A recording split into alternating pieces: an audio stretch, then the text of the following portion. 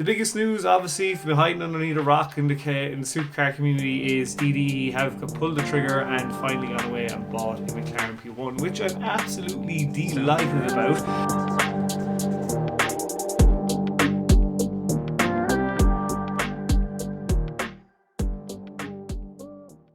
What is up, guys? Welcome back to the channel. My name is Shane and welcome to another episode here of 5-Star Cars.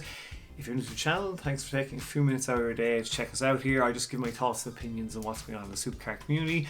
But by the grace of God and your help, if you smash the subscribe button, if you like this kind of stuff and want to join in the comments below, help support the channel. I mean, the bigger we get, the more content I give you. One of the biggest things I want to do is obviously get a project car for the channel.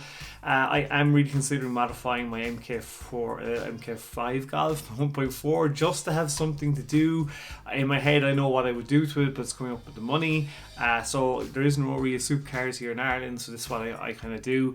As again, it's just my own thoughts and opinions. So yeah, if you're new, thanks very much for checking it out. If this isn't for you, that's no problem. Anybody that has subscribed is watching, thanks very much for supporting the channel again, guys. You are legends. Just before today's episode, actually, that we're going to be jumping, obviously, is the big news with DDE getting a Hypercar P1. We're also going to be covering Manny Khoshbin, and we're going to be covering basically Stradman as well, and a few others. Just before we jump into that, guys, I need your input here. I want to get more hats. I've put this in my last episode. I want to get more hats. I want to get some of your favorite car YouTuber hats. I need suggestions in the comments below. Who do you think I should get? Like DDE, Stradman, tavarish, or goonzsquad? I need suggestions below. Please do let me know, and I will look into getting a hat, because I will have different hats obviously aboard. I will be getting my own 5-star hat eventually. I'm looking into that as well. But yeah, I'll just comments below and let me know. So let's jump into today's episode and stuff, digging around the place. The biggest news, obviously, from hiding underneath a rock in the supercar community is DD have pulled the trigger and finally gone away and bought a McLaren P1, which I'm absolutely delighted about. Definitely one of my favourite hypercars, up there, probably being my top 5. Cannot wait to see what they're going to do with this. They're going to do something crazy. How much power they're going to try and get out of it, what kind of mods they're going to do to it. It's insane. And they even put up a post talking about getting a GT2 RS as well. So man, they are killing it. Their views have been doing really well, but I think this should basically evolve into the next level on the supercar community as well. And with James Stradman getting a hypercar, I mean, it's getting there. It's been taking a while for the supercar community to start getting bigger and bigger with more views, and I think the ad revenue is probably getting better as well. But yeah, great news for them. Also, their latest video that literally just dropped 15 minutes ago was them getting to drive the Ford GT. The big news is Ford have now lifted the 2-year ban and being able to sell the car to somebody else. This car in particular is at SR Auto Group in Vancouver. It's going for $1 million. By the way, again, any subscribers who watched yesterday's video, I didn't win the Euro Millions. No, I didn't, unfortunately. But it's up to 142 million on Tuesday, so if I win that, I would definitely put a Ford GT on my list. Check this beast, that was absolutely sick. You guys ready for this? This is the new Ford GT going into race mode. Oh, wing up. And the doors go up. What a car, guys. Definitely would have it. If I won the Euro Millions, Ford GT be on my list. P1, probably a Guerra, Pagani Huayra, maybe a Chiron. Definitely LP640 Murcielago gated. God, the list. I literally, my garage would be just more. I'd be like James. I just have full garage of cars and just a really nice, sweet place to have it over it. But well, what a machine. $50,000 carbon fibre dry interior package, full dry carbon fibre all around the car, including the wheels. Just love the way it just drops into race mode and the wing goes up. Ford GT knocked out of the park with that car. They did say they're not thinking of getting it, but you know, if these guys keep going the way they're going, I'm sure we would probably see one maybe down the line, but I can only see 4GT prices going up. Maybe, I'm not too sure, but they are still selling them, so maybe because they lifted this, they might start coming down. I'm not too sure. That is everything for DD. Comment below, let me know what you think of them purchasing a P1 in below. And also, going on to our next person, which will be James, just going to link this together. Actually, I might as well just jump into James now. So moving next on our list is going to be James Stradman. Linking the two of them together, I wonder, because they're after buying the P1, will that force James to get the Veyron? And so both of them they've talked to each other already. DE are like, look, we're getting a P1. We've been trying to get it for a while. And James like, oh, well, I don't have the same car as he, so maybe he's ended up getting a Veyron. I'm strongly thinking he has ended up getting a Veyron, but you know, he's after selling another car. He's selling his Ferrari Challenge car, and am I sad to see it go? Not really. He didn't use it that much, and it's a very hard car to like drive and do shooting with. Like, don't get me wrong, it's an unbelievable car, but my God, like I mean, the wrap in it is the teal color, and that wrap is. I hope he would put that on maybe whatever car he ends up replacing it with, but. Look, he has a straight. I think he's the FI exhaust on the 458 compared to the Challenge. So listen to this. The sound difference is nuts. All right. That's not bad. That's not bad. It's so ridiculous. There you go, guys. He has it for sale for $90,000. My question to you is, would you buy it if you had the $90,000? I know people have commented the live Polestar and asking, would he buy it for the $90,000? I mean, like, there's no air conditioning in it. I mean, it would just be a very, very, as much as you'd love it and as loud as it is, yeah, it would just be a very obnoxious car to have, and it's supposed to be very difficult to drive and uncomfortable. So, I don't know, would I buy it for $90,000? I probably wouldn't. I probably wouldn't for $90,000. I'd go away and get a nice AMG GTS or something like that.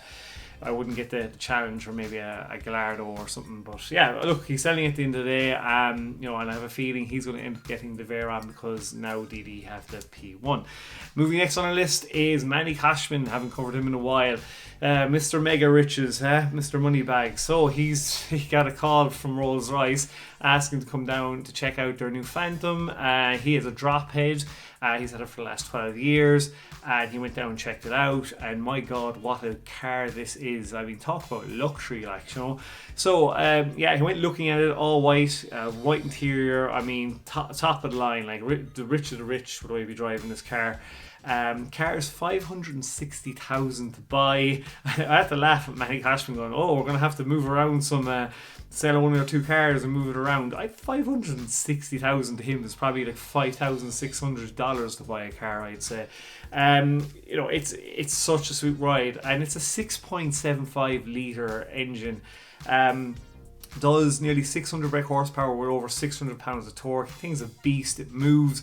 It's comfortable as hell. It's reclining seats. Has an umbrella. Has everything. He looks like he's definitely going to buy it and probably swap in his Phantom. So, his Phantom probably worth over 100 grand, maybe 180. I'm not too sure. Correct me if I'm wrong, but what a beast of a car. If you've seen the episode, let me know in the comments below what you think of the car, and if you're sure you're glad Manny Khoshbin's buying this thing, because he's splashed a lot more money in a lot of other cars than you're worrying about $560,000 to him. Next on our list is Wheeler Builders. Now guys, if you're new to my channel, I do cover, what I try to do is, all the links are below. I do try and find smaller YouTubers that might interest you, and you can go down into the comments or into the description and just click on the link and go look at them. These guys have been following for a while. These guys are the Russian version of Bees for Build, but way more technical. I mean, these guys are like the MacGyvers of building cars from scratch. They have done, their current builds at the moment is the Eleanor Mustang. They were actually putting it up as that, and people told them to take it down because of what happened to Bees for Build.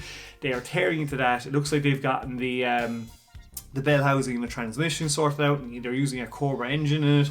They're getting master slave cylinder set up and everything. They do so much work like on this thing. That's the Mustang, but they're also doing a Batmobile as well, a Batmobile replica. and my god, the actual, like, when you look at the amount, like, just go and check out the video. Now the voiceover is a bit annoying, but when you see the amount of technical work these guys put into it, they've had to lower the framing down, so when they put on the outer body shell, it'll look exactly like the Batmobile as well. And just you know, the way the 3D printing's done, all this kind of stuff, they have to line everything up with lasers, drop stuff down, measurements left, right and center. It is next level what these guys do. I highly suggest you check them out, and check out, they're doing a SVJ replica build as well. I wish they would post more often because it's really, really good, and I'm surprised they only have nearly 20,000 subscribers. So guys, definitely check them out, something you might actually like, and let me know in the comments below if you have checked them out and what you think of them. Last but not least on our list, I haven't covered these guys before, this guy is Cars Across Texas. I do like watching his videos. He does do a lot of meets. It's mostly for muscle cars, like Camaros and Corvettes and stuff, but I mean, this one he did a meet, can't remember the name of it, Ultimate something cars meet or something. But the reason I'm bringing it to your attention was it was good to actually see a car meet, because we don't have them here in Ireland. There's none happening here at the moment, and to see the different cars that were there. And yeah, he ended up seeing two unbelievable cars I fell in love with that were there. And I'm just going to show you a quick video. He saw the F8 Turbo in grey, which is stunning looking, and also an absolutely it was a McLaren 620R. Check out the clip here. God, man, the F8 Turbo looks crazy in person. I think I've only seen like one or two of these at Car Week, and they're both red. Look at that. 620R. 620R. The street legal version of some McLaren. It looks sick.